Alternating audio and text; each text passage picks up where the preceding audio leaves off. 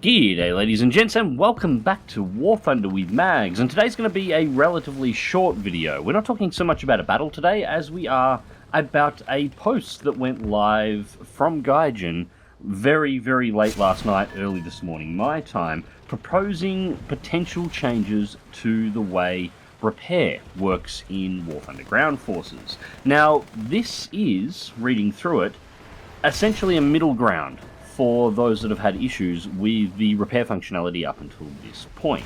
Now the goal for these changes, according to Gaijin, is to reduce the difference in capabilities between an upgraded and unupgraded vehicle, and to make unupgraded vehicles more interesting to play without affecting War Thunder Ground Forces' realistic battles and the way it plays overall. So the changes that they're proposing at this point are as follows. If your brand new, freshly unlocked, completely stock vehicle takes a hit to the engine, you won't be able to move for around 20 seconds. The auto repair functionality will complete in that 20 seconds and you'll get 40% of the engine's original power back. This isn't enough to really push an assault, and on larger, heavier, slower vehicles this will, well, you'll only be creeping. A mouse with only 40% of its total power, it's barely going to move. But it will be enough for you to at least drag yourself behind cover, or potentially drag yourself to a teammate that has the option to assist you in a full repair. Exactly the same applies with a disabled transmission. You won't be able to move the tank for around 20 seconds, after which the transmission will be repaired, but you'll only have a limited range of gears available. So again, you get a movement penalty for taking damage, but you are not prevented from being able to move the tank. Having the traverse gear knocked out will prevent your turret from rotating for 15 seconds. It will resume after that, but you'll be limited to only 3 degrees per second movement on the turret rotation. And it's a similar but different story when it comes to the elevation gear. The elevation gear doesn't have a repair time listed for it. It doesn't look like there is one. What happens is, if your elevation gear for your gun is destroyed, whatever position your gun is currently in, you will only be able to move the gun around 1.5 degrees up or down from the position the gun was in when it was damaged. So 3 degrees in total, which is most certainly not much to play with, but it's a hell of a lot better than 0. And then last of all, there is the gun barrel. Now, much like the elevation gear, the gun barrel doesn't actually have a timer for repair listed against it, so I'm assuming at this point that there isn't one. What there is, however, is a decrease in accuracy. The gun will experience a 20-fold increase in shot dispersion, and the shells will have, and this is worded really oddly here, the shells will have 2 times less armor piercing and muzzle velocity. I'm assuming it means it'll have half the armor piercing capability and half the muzzle velocity. Don't quote me on that at all, that's worded really oddly. But regardless, the armor penetration capabilities of the shells are going to reduce, the shells are going to move slower, and the gun is going to be significantly less accurate than it was previously.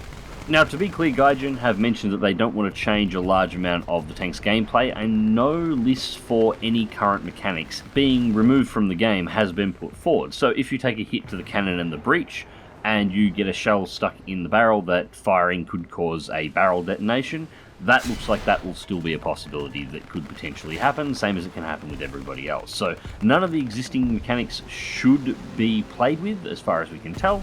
However, Gaijin is going to give you what is essentially a light partial repair that will give you at least some capability to either drag yourself out of harm's way and potentially get to somewhere where you can fully repair the tank. The repair mechanics in the cap circles and the repair mechanics from teammates should still be very much active, or give you a repair that is at least good enough that you can go down fighting, even if it's at a significantly reduced capability. So, criticisms and opinions of this proposal put forward by Gaijin. Criticisms, I really don't actually have a lot. In fact, I think it sounds like a nice compromise. It's not the way I would have done it. I mentioned in a video ages ago that I would play with the repair times themselves, give everyone a standard repair, and make the unlocked repair just a more advanced one. Maybe even change the name to something like advanced repair training, advanced mechanical training, something along those lines, and have it be a reduction to the overall repair time. But this works as well.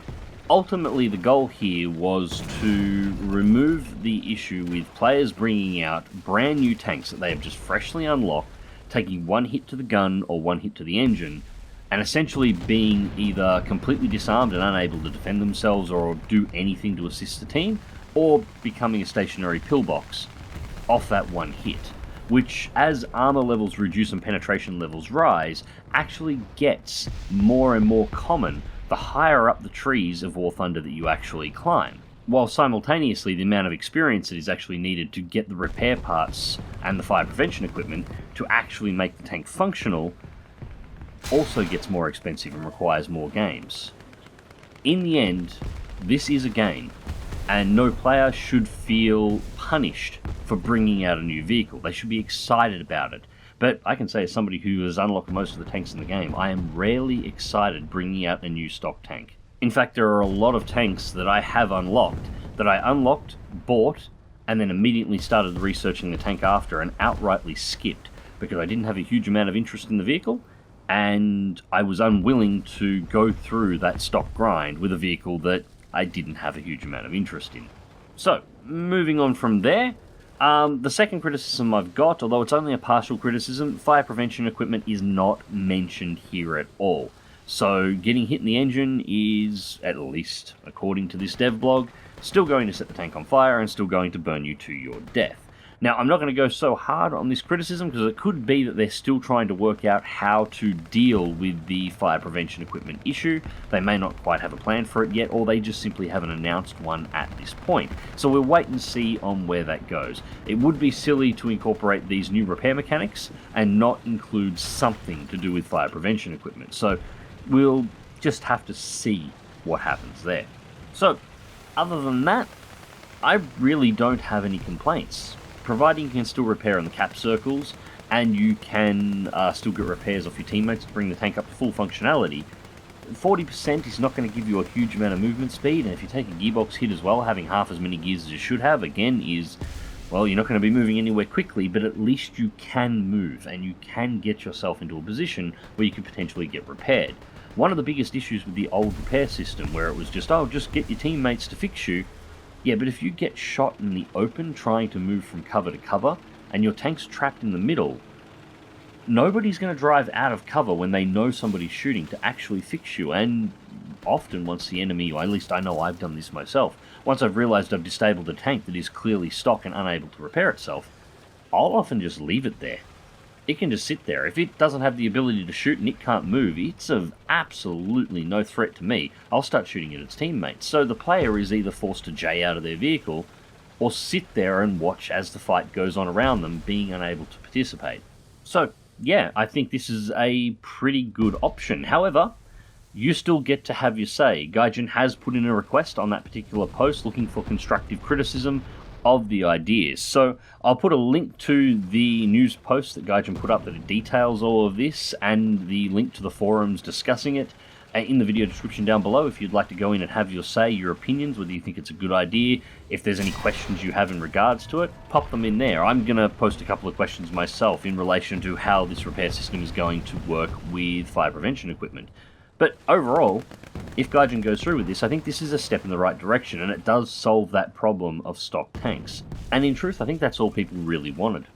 Anyways, ladies and gents, let me know what you think of all of this in the comment section down below as well. I'm really interested to hear your thoughts. And as always, remember to click that like button, share, and subscribe if you would like to see more. And as always, take care.